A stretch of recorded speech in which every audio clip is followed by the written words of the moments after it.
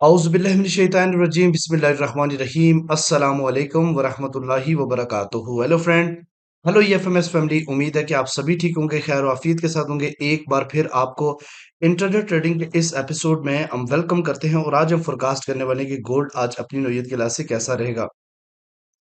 आज हम देखेंगे कौन सा टर्निंग पॉइंट होगा। A1 और H1 स्टोरी के ऊपर डिटेल डिस्कशन के बाद DXY की डेली और H4 चार्ट के ऊपर डिस्कशन करेंगे और कौन सा होगा इंपॉर्टेंट आज इवेंट जो कि मार्केट के ऊपर इफेक्ट कर सकता है। इसके अलावा डिफरेंट पेयर के टर्निंग पॉइंट को भी हम ऐड करेंगे और इसके अलावा हम देखेंगे आज कहां से बेहतरीन बाय और बेहतरीन सेल बन सकती है H4 लेवल से। जुड़े रहे हमारे साथ। मैं हूं इरफाक अहमद साकी और आप देख रहे हैं EFMS ट्रेड। मिलते हैं इस ब्रेक के बाद।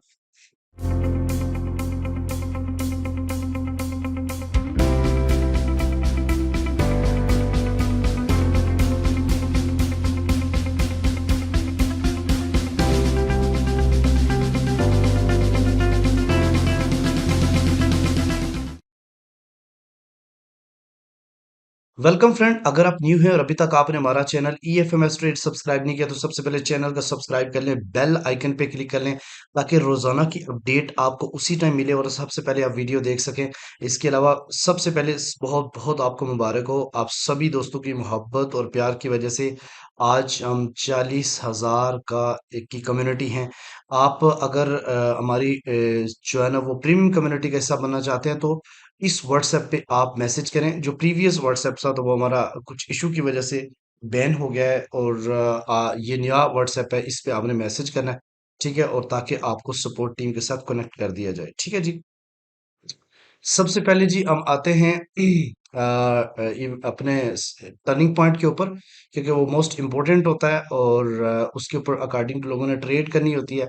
सबसे पहले आज का टर्निंग पॉइंट नोट करने तो 2319.9 आज का टर्निंग पॉइंट है। मार्केट एग्जैक्टली इससे ऊपर है तो हम देखेंगे कि कहाँ से बाइंग और सेलिंग बनेगी। अगर मार्केट M30 से ऊपर क्लोजिंग देती है, ठीक है, तो हम क्या करेंगे जी, सबसे पहले बाइंग को कंसीडर करेंगे और बाइंग का जो पहला टेक प्रॉफिट होगा वो 2323 होगा। ये ज़हन में रखिएगा क्योंकि मार्केट यहाँ से रिजेक्शन देती है।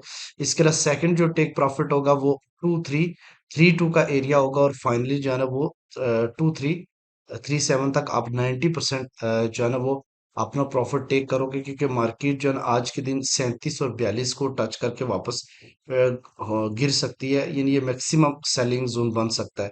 वो हम दूसरे H1 और डे 1 और H4 के ऊपर भी मैं आपके साथ डिस्कशन करूंगा। अभी सिर्फ CP ट्रेड के हवाले से हम बात करेंगे। और अगर ये कैंडल इससे नीचे क्लोज होती है, एक मिनट दीजिएगा।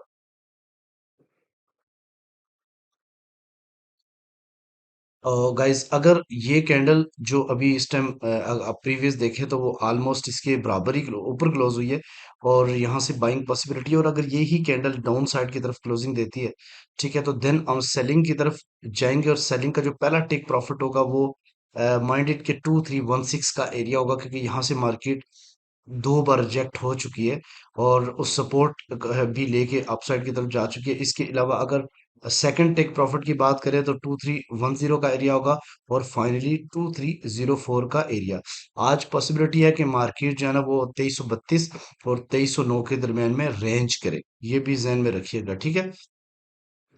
अच्छा, चलें जी, हम DXY के हवाले से हम बात करते हैं। तो जैसे आपके सामने H4 चार्ट मौजूद है, तो H4 में DXY एक support trend line as a support लेके ऊपर की तरफ जा रहा है और यहाँ पे भी मार्केट आज पॉसिबिलिटी है कि 105.5 को टच करके अगेन अपसाइड की तरफ जाए।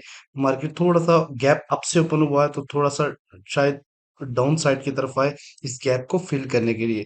इसके अलावा अगर हम बात करते हैं DXY डेली की, तो इसके ऊपर भी एक प्रॉपर आप देखें तो एक ट्रायंगल बनी हुई है, जिसका जो रेजिस्टेंस है वो बिल्कुल बराबर है और जो सपोर्ट है वो एज ए असेंडिंग के तौर पे काम कर रही है। और पॉसिबिलिटी ऐसी सूरत में ज्यादातर चांसेस यही होते हैं कि मार्केट अपसाइड की तरफ ब्रेकआउट दे और जब तक ब्रेकआउट नहीं देता तब तक ये रेंजिंग करेगा। ठीक है। डिफरेंट पेयर के टर्निंग पॉइंट को ऐड करेंगे जी। सबसे पहले हम सिल्वर के ऊपर बात करते हैं। तो बहुत सारे लोगों ने बात की थी सिल्वर का, आप लेवल बताए तो सिल्वर इस वक्त जो है ना वो बाइंग में नहीं है, अभी सेलिंग में है। ठीक है।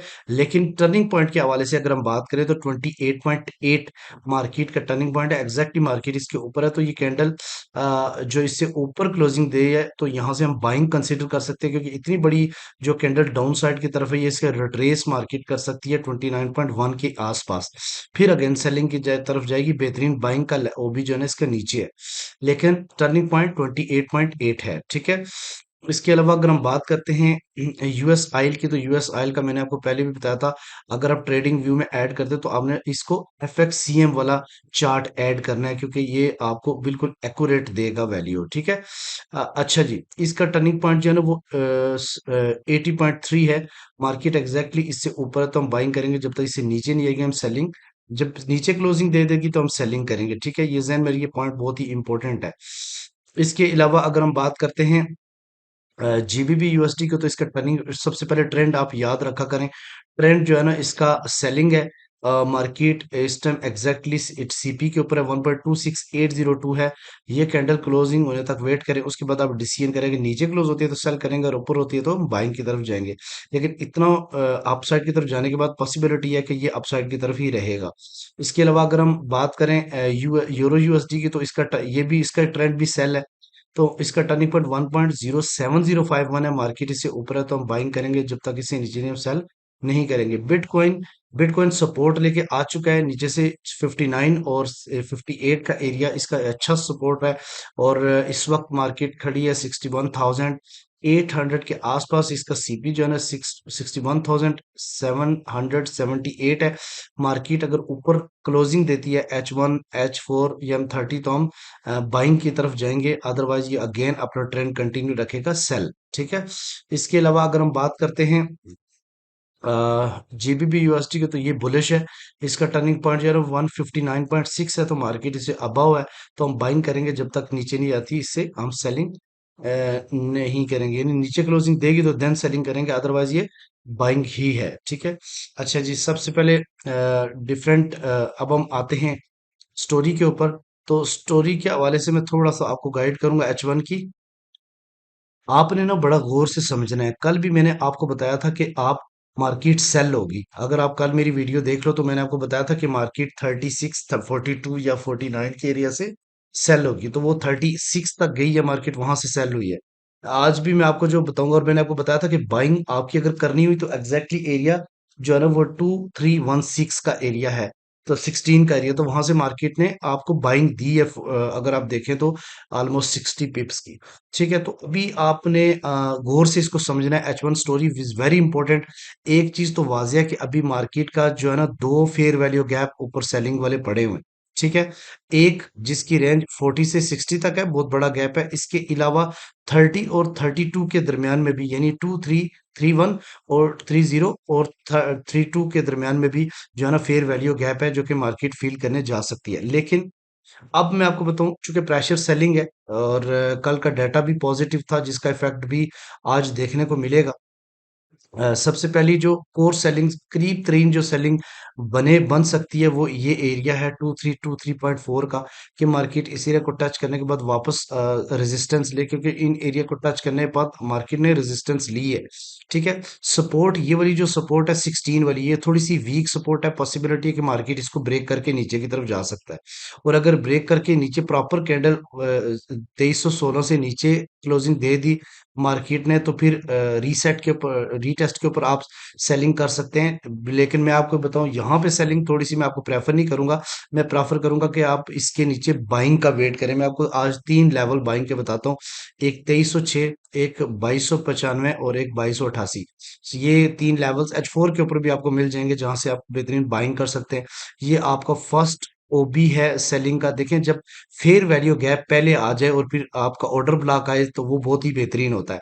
यानी अगर मार्केट ने 2323 से ऊपर क्लोजिंग दे दी, तो फिर उसके बाद आपने यहां से सेलिंग नहीं करनी। सेलिंग आपने फिर करनी है कहाँ, किस एरिया से, वो मैं एग्जैक्टली बताता हूँ। पहला जो सेलिंग एरिया बनेगा वो 33 और 36 का एरिया होगा, क्योंकि इससे पहले फेयर वैल्यू गैप है, और जिस भी ऑर्डर ब्लॉक के पहले फेयर वैल्यू गैप हो वो बहुत ही जबरदस्त किस्म का रिजल्ट देता है। माइंड में रखिएगा, अगर कोई ऐसा जियोपॉलिटिकल मामलात ना हुए तो मार्केट जो है ना वो टॉप से सेलिंग हो सकती है। अच्छा, इसके अलावा अगर हम डे वन की स्टोरी के ऊपर डिस्कशन करें तो यहाँ पे ज़्यादा डिटेल में मैं नहीं जाऊँगा क्योंकि ये काफ़ी दिनों से मैं ये स्ट्रक्चर बना के बैठा हुआ हूँ। लेकिन आपको बताऊँ कि एक और बेरिश एनगल्फिंग के साथ एक और बेरिश एनगल्फिंग मार्केट ने डे 1 के ऊपर क्रिएट की है। ये इतनी स्ट्रॉन्ग तो नहीं है, लेकिन फिर भी बॉडी जो है ना वो पिछली वाली बॉडी से नीचे ही क्लोज हुई है। अब मार्केट क्या कर सकती है, इन एरिया को टेस्ट कर सकती है। मैं थोड़ा सा इसको जूम करूंगा ताकि आपको समझने में आसानी रहे। ठीक है, कौन से एरिया से? 2300, 2600, 29 के एरिया को टेस्ट कर सकती है। पहला 2300, 29 और 26 के एरिया को टेस्ट करके गिर सकती है, और अगर मार्केट इसको ब्रेकआउट कर गई तो फिर अगेन 46 और 42 के एरिया से सेलिंग आपकी लॉन्ग टर्म बन सकती है। ठीक है।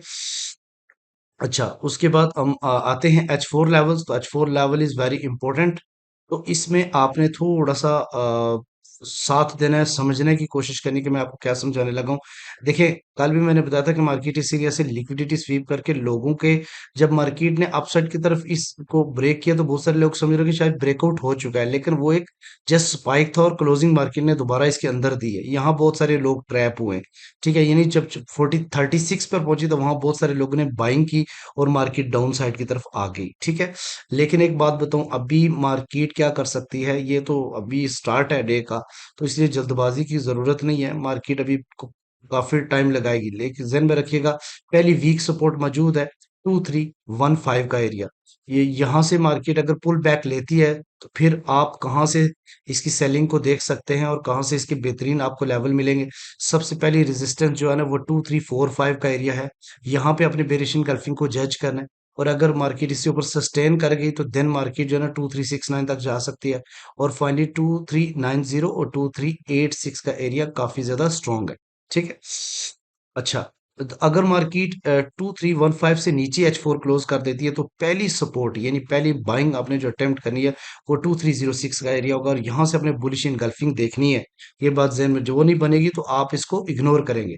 और अगर मार्केट यहाँ पे आपको चांस दे देती है, रीटेस्ट के ऊपर आप बाइंग करते हैं, और अगर इससे नीचे मार्केट जाके सस्टेन कर जाती है यानी 2306 से नीचे H4 क्लोज करती है, तो देन आप 2392 के एरिया से आप बाइंग को बना सकते हैं। और फाइनली जो है ना वो 2282 और 2277 का एरिया तो है ही, जो कि काफी स्ट्रांग है। तो मोस्ट इंपॉर्टेंट चीज जो मैं आपको बताने वाला हूँ वो गौर से सुनिएगा। ये जो मैं आप अगर आप सेलर्स हैं तो जो बाइंग के लेवल बता रहा हूँ वहां पे अपने सेल प्रॉफिट को बुक करें, और अगर आप बायर हैं तो आप जहां पे सेल के लेवल बता रहे हो वहां पे अपनी बाइंग को बुक करें। ठीक है, क्योंकि ये वो लेवल है जहां से मार्केट रिजेक्ट हो सकती है। इंट्राडे ट्रेडर कभी भी किसी एक डायरेक्शन को नहीं पकड़ता, वो सेलिंग से सेल करता है और बाइंग एरिया से बाय करता है। समझ रहे हैं? इसलिए मैं आपको दोनों एरिया बताता हूँ, क्योंकि 99% आप लोग जो है ना वो इंट्राडे ट्रेडर हो। ठीक है, और इंट्राडे ट्रेडिंग से ही इस वक्त मार्केट से पैसा बनाया जा सकता है, अदरवाइज लॉन्ग टर्म वाली ट्रेड वही करते हैं जिनके पास बहुत ज्यादा पैसा हो। उम्मीद है कि आज की वीडियो आपको समझ आ गई होगी। मिलते हैं नेक्स्ट वीडियो में। अपना रखिएगा बहुत सारा ख्याल। अल्लाह हाफिज।